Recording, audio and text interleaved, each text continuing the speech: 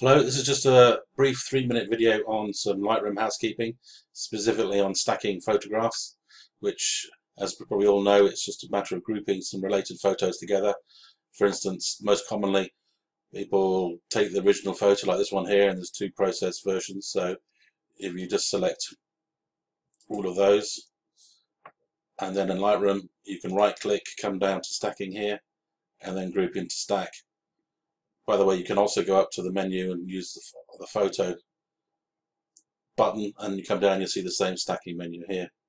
And on here, then you can unstack. You can remove photos from stack, split it, or expand and collapse it. You can, when you've got a number of them, you can do the same, expand and collapse.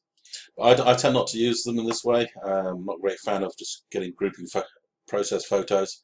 Where I do use it is in when I've done a series of HDR sets, and that can be quite annoying trying to find the groups to go and process. So if I just come in and unstack this one to start with, and then select all the photos in this folder. It does work on folders only, it doesn't work in collections.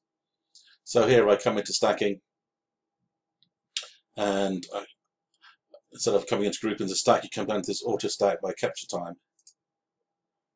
And then as you see, this time here set to 3 seconds. Now obviously HDR doesn't take an awful lot of time to do a set, even when it's 3 or 7 photos. So in 3 seconds it's discovered that there are 16 related photos, all taken within 3 seconds of one another.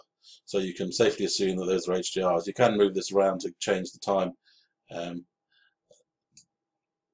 but I think that's what 3 or 2 seconds is normal for most modern cameras to do an HDR.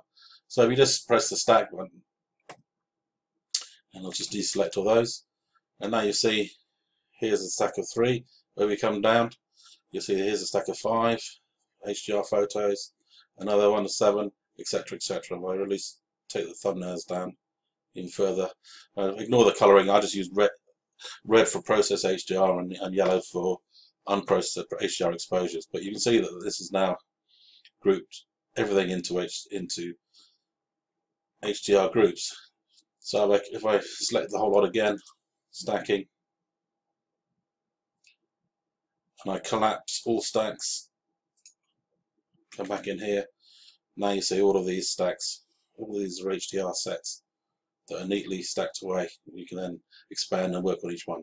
It's quite a handy hint, especially when you do a lot of HDR in one photo shoot.